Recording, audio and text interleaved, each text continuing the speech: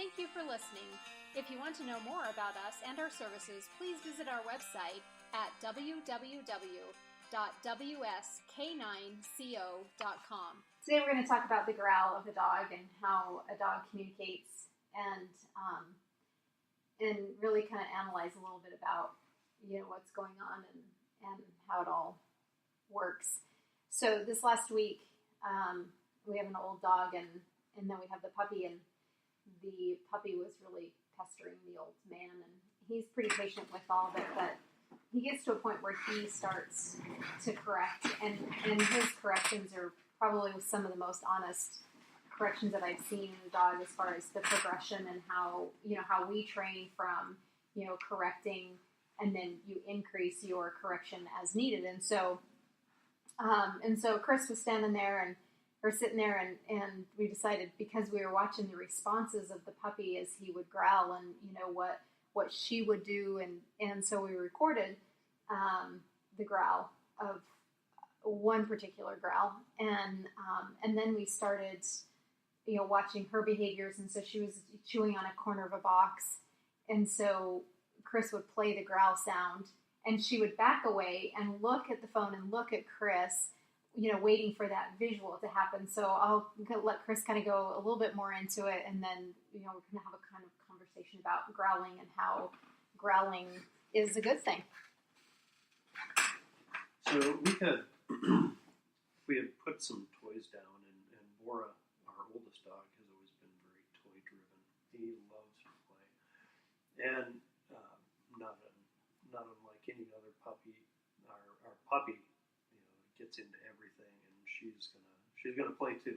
So she came up to get the toy from Bora, and he would give her the growl, and she would back off. But what was unique about it was looking at it from more of a clinical perspective, not cute, not interfering with that process, like don't be mean to the puppy, or something like that. We're letting this process play out as it should, where another dog is setting boundaries for a younger dog, and this is something that all dogs need to learn.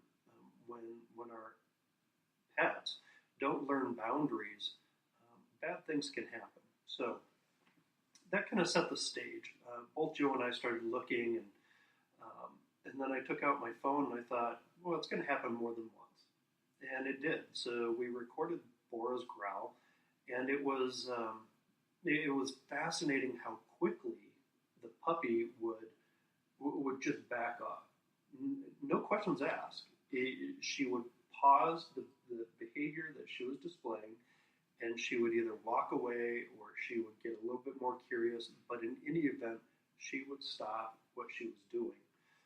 It was very clear communication. There was no gray there. It was black. It was white. But along with that, we just have the sound of the growl. But what we don't have is we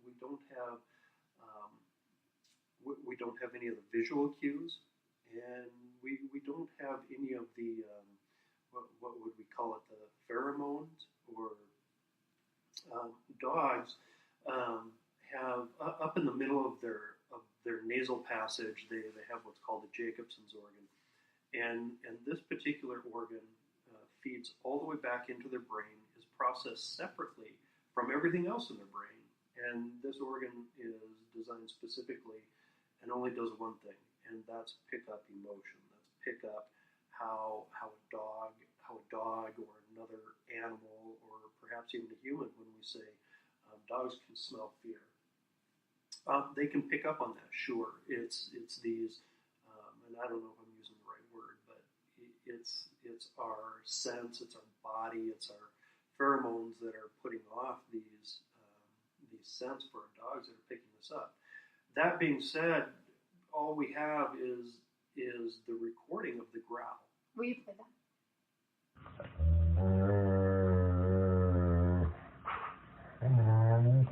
And setting the stage, the puppy would come up, she would want to play with Bora, and she'd want to take the toy away. But once she got to a certain distance, which was very close. So, we're talking within less than a foot radius of the toy, Bora would let out a growl. So that got us to thinking. It can't be that easy, right? It can't be record a dog growl and stop another dog's behavior. So that led us into, well, let's replay the growl. Let's set up a scenario again where she has a toy or something of value, and we're going to play it. The context of the growl is, this is mine, get away. That's very simple. And we did that. So we put a toy down, and she went to get the toy, and right before she got to the toy, we played the growl. She stopped and backed off. Now, it's not repeatable. It's not something that, every time we played it, she would stop, because later on, a couple days later, we were down in St. George for the rodeo. Somebody had, took them out one morning, to go to the bathroom, and there was some garbage alongside of the road, some kind of food garbage. Nothing smells better than rotten food. Right. We're going to dig into that. So both of the older dogs just left her alone, on the command of leave it. They just moved on. But the puppy, on the other hand, was digging it. This is like horse food. This is a buffet, good stuff. And well, my initial reaction is to say, knock it off, leave it alone. This is extremely high value for her. So I took the growl and I put it down by her. She wasn't aware of it. She was into eating the garbage. Yeah. And I played the growl, and she paused. She didn't back off. She paused, but she got back into it. It's a very high value thing that they're digging into right there. And completely unscientific. Now, on the scientific part of it, and I'm taking up a lot of time here, but on the scientific part of it, right after we had recorded Bora's growl, that got me to thinking, I'm sure in this day and age that some researchers have researched, from a clinical perspective, a dog's growl, what it means. It's very complex. As it turns out, there have been. There's been a number of studies, and in particular over the last 10 years, mainly the ones that I was looking up come out of some universities in Hungary. And some researchers out there, I think it was back in 2007, was a big research paper done on a dog's growl. And what they had done, ironically, and this was before Joe and I had even done this, what they had found was they recorded the growl from a dog in 3 different scenarios. And 2 of those scenarios, one was a protective growl, one was a protective growl being a stranger approaches and, in a very forceful manner. They recorded that growl. Then they recorded a growl from a high value target like food, and they recorded one other growl. It's not important here, but what they found was they did blind testing with some other dogs, and they found that the growl that they recorded from the dogs with the growl from the food, protecting their food, stopped in many cases another dog from approaching just blind food. So they would take these dogs and they'd set up a food source in the middle of the room, and once a dog would get close to it, then they'd play the growl, and the growl in many of the cases would stop the dog from approaching the food. All of that said and done, we know it's not that easy. It's not just as simple as an auditory cue. It's not just as simple as replaying the growl, because we have to know what the context is within that growl. If I play a growl, a play growl from play fighting, playing tug of war or something like that, it's not going to stop the dog, right? It's not the context. But there's also not a visual cue where Bora is showing his teeth. There's no again, for anything better, the pheromones, that Jacobson's organ that's picking up the sense of, oh, this is not a good thing. that. So that all being said, it's something that Joe and I are just toying with now and open for discussion. And I think, what we should talk about from a dog training perspective is most growls are really not bad. It's information. And from the research from our other business with Bigger Bite Consulting and going into the fear-free world of how to make it not so fearful for your dog at the clinic, and one of the statements is that, well, the staff and the veterinarians need to learn to read the cues of the dog better and learn to respond appropriately to them, to the social behaviors of dogs that we see, and that maybe some dogs have never been taught boundaries because they were never the mother of these puppies were not allowed to correct the puppies, and so the puppies were never given any boundaries.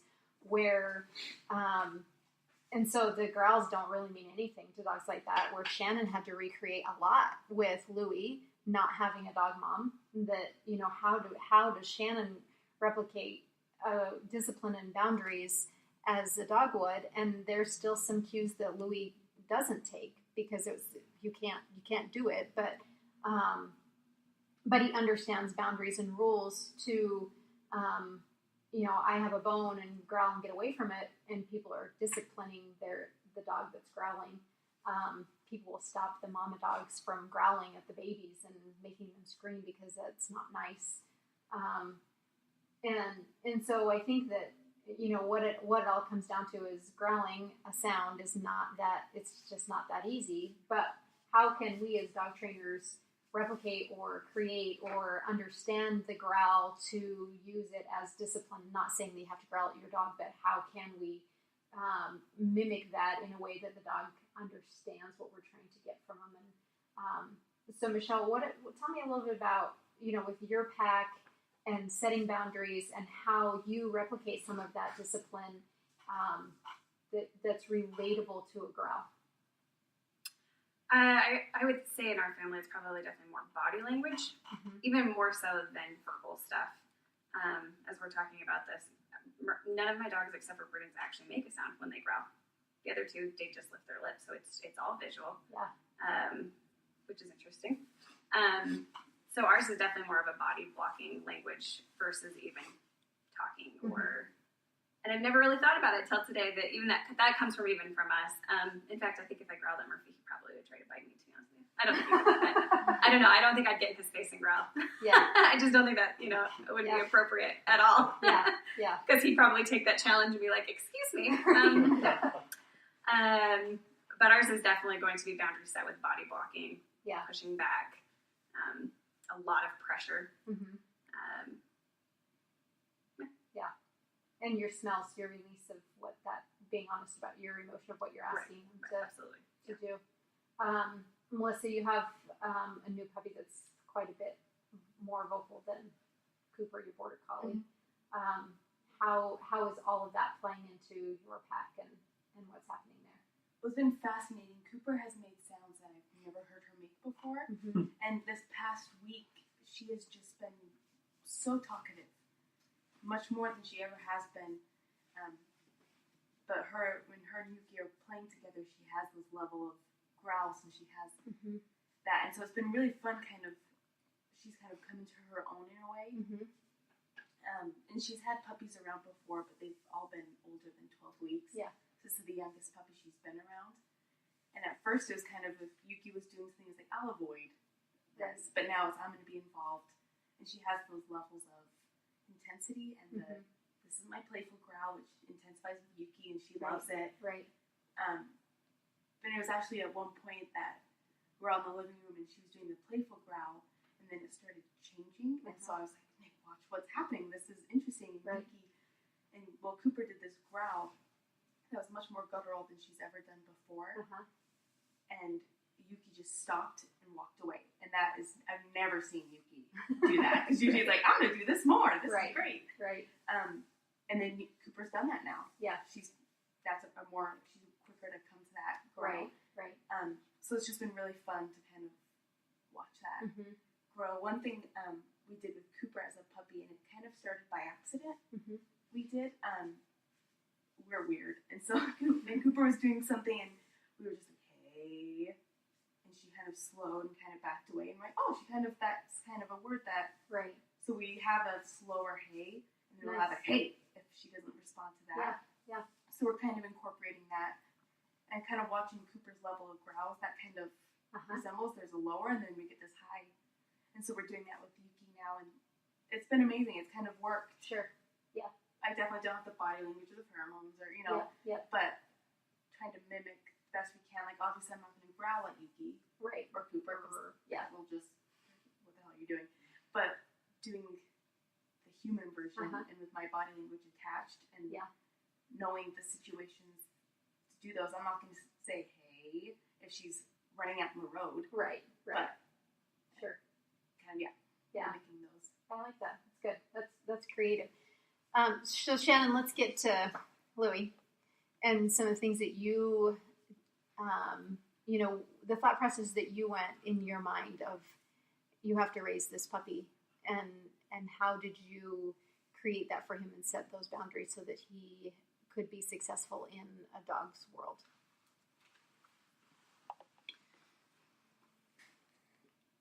I think it's a different approach from if you get a puppy that has already had interactions with other dogs. The corrections and things that they've had from other dogs and relationships carries over into their new life with you. Right. So some of the things that you may have heard people say, oh, if you're playing with your dog and if they bite you, if you go, then they will stop because they do that with their brothers. That's like a carry over thing. But I feel like if your dog never interacts with other dogs, they might not necessarily know that as a cue because there's no other information that went along with it. A puppy that plays with you, and then all the puppies stop because they're like, oh my gosh, what did you just do? So I get it's a really complex question. I tried to think about how would a mother dog correct the puppy, and I just tried to do that. So if if Louie was doing something naughty that was to a level that I thought the mom dog would pin him to the ground and say no, then I tried to do that with my hand, pin him to the ground and say no. Louie definitely has levels. Like we were talking before, the growling all by itself doesn't mean anything. It has different levels. So his levels are stiff body posture, what I call the ugly face, lifting the lips. He can't do as good of an ugly face as a dog that has a long nose because you can't really see all his teeth, stiff body posture, ugly face, growling, extreme growling, and tantrum, I guess, is his levels. So I just tried to match my corrections to whatever level it is. Something's naughty, I have stiff body language, he might go away because he's not at that energy level. I might have to do stiff body language and say, no, then he'll go away. We might have to go all the way to restrain down, So just trying to think about everything as a whole, body language and verbal cues and physical restraint, I guess. And how the levels escalate in the world of a dog and how they get your information, I guess, is how I try to look at it with teaching him. Something that you said, Shannon, the growl in itself doesn't mean anything. And just to add to that, in that research paper from the university, what the researchers found was the growls themselves vary so widely in their tonality and their pitch and their length, and all of these are just three of many different variables that they researched, and what they found was there were so many that really dictate the different behaviors of the dogs. And so just wanted to add that in. Yeah, I think,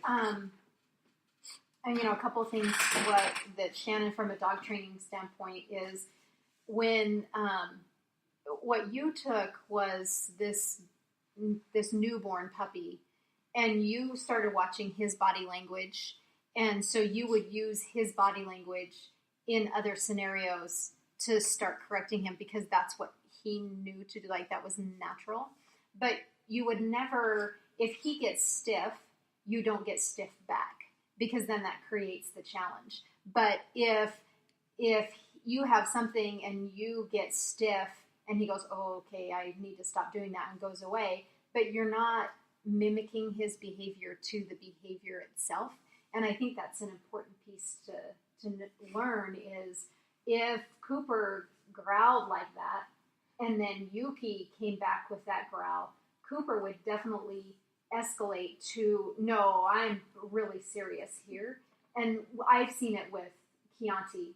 She'll tolerate play so much, and we heard it out here earlier, where she just shuts him down. Like, you're done, because now the dogs are meeting that correction or that information, and then that creates the challenge of, I either have to escalate or I'm going to shut down and let you have whatever it is, right? So I think it's important to understand, as we're watching dogs, that if a dog comes back at the same energy level, that's not necessarily a good thing, but you need to play it out and see where it's going to go to, and the body languages and everything else that comes along. Michelle? I just was thinking, and I wanted to add on to that too, is that as humans, we get involved way too much. Yeah. Dogs actually can read each other pretty well.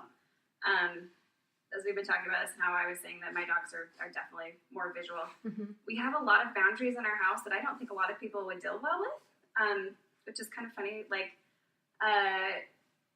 Murphy, our big dog, is not allowed on the bed if both of us are in bed. But if either of us get out of bed, he always hops up. Yeah. If Prudence is not already on the bed, she cannot get on the bed. And it's not that Murphy's being mean, she just won't. Yeah. She's up there already, he gets up, everything is fine. But it's just a boundary that they've created. Mm-hmm. And I think a lot of people would either probably kick Murphy off the bed, right, or still call Prudence up there, and I just ignore it. And if she starts barking to get on the bed, because that's what she does, she goes in her kennel. It's just, if I'm sleeping still, you have to go in your kennel. Obviously you guys have set this boundary. Murphy's not okay with being up here. Right. She'll do it to Rambo sometimes too, but only if Rambo is like sitting right above where her steps are to get on the bed. Gotcha. But it's different on the couch. The couch is totally a different situation. They both get on the couch and they'll cuddle on the couch. Mm-hmm. And Rambo is always on the opposite couch. He's never on the same couch as them, but he's okay in the bed with them. Yeah. So it's just something I never really thought about it until just now, but it's something that I think would bother a lot of people, because Prudence is normally allowed on the bed. Like, she sleeps in the bed, and Murphy's not. So I think a lot of people would create problems by kicking him off the bed at that point. Yeah.